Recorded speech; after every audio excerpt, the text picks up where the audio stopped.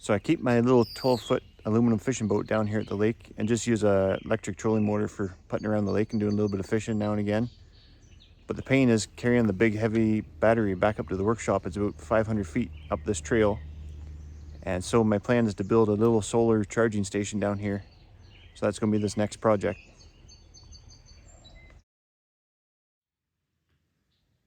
So this is going to be a real low budget build. I just got scrap 2x4s from out of the scrap wood pile. And I don't even know if I'll bother painting it. I'm just going to screw it all together, make a simple little rack. So this is the 100-watt solar panel from Amazon that I'm going to be using. Just a cheap panel. It'll do the trick. So I'm just going to flip it over and attach two 2x4s to the back, and that'll give me the anchor points to mount it to the frame.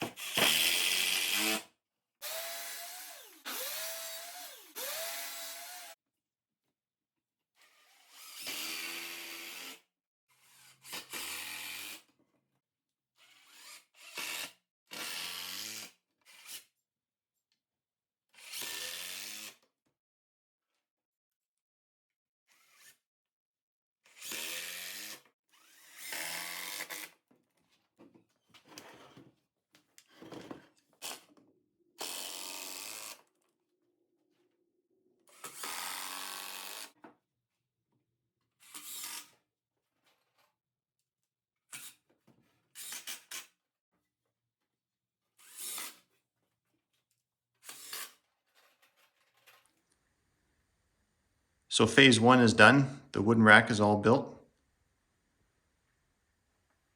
So as you can see down in the bottom, there's a couple of strong backs so I can put rocks in there to keep it from blowing over in the wind.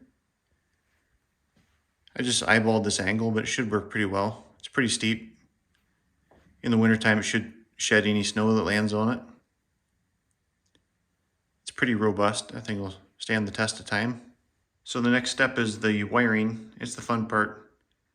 I've had all the components left over here in the workshop for a few years now from various other solar projects. So this solar panel comes with nice waterproof connection ends right here, but sadly we can't use them, so we're just gonna have to snip them off and solder everything directly.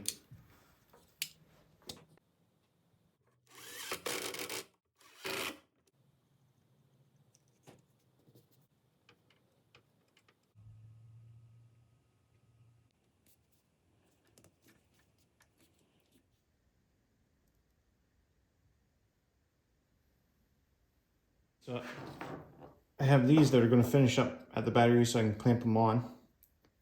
And they've got these quick connect ends. And I've also got these same quick connect ends, like an extension cord. I think it's 5 or 6 feet long.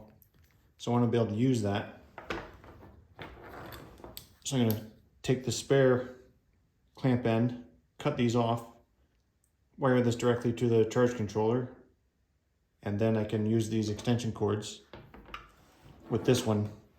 The only thing is, these are obviously marked red and black for positive and negative. I have to wire them backwards just because I'm kind of using it in reverse. At least I think that's right. We'll find out together in a couple minutes.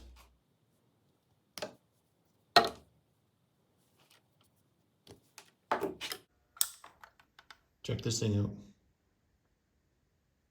That's old school. Incandescent bulb on the front.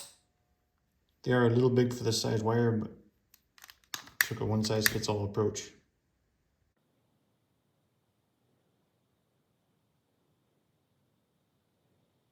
So I've just zip tied the excess wire in here for now just to clean it up a little bit.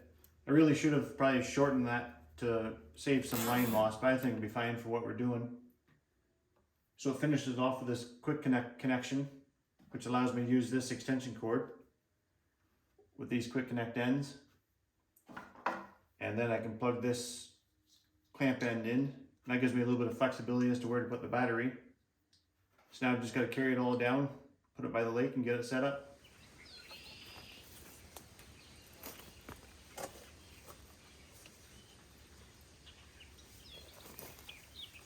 So I've got the panel roughly pointing south, close enough for now. So I put the basket on the bottom so I can put rocks in there, but I'm not going to bother till I make sure I got it feng shuied exactly where I want it. But for now I'm going to go ahead and hook up the battery and get it charging so I can go fishing tomorrow. It's going to get a lot of sun right here. Pretty clear skies. I might get the trimmers and trim some of this brush here behind me, maybe around here, just so leaves don't hang down around it. But I think it'll be fine. So these cable ends are a little slight, but they'll be fine for what we're doing. So it's pretty simple, just positive to positive and negative to negative. So that's it right there. That's about as simple as it gets.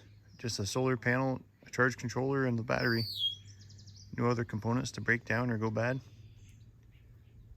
I wish I could complicate it more to make a fancier video. That's all I got. Thanks for watching. Take care.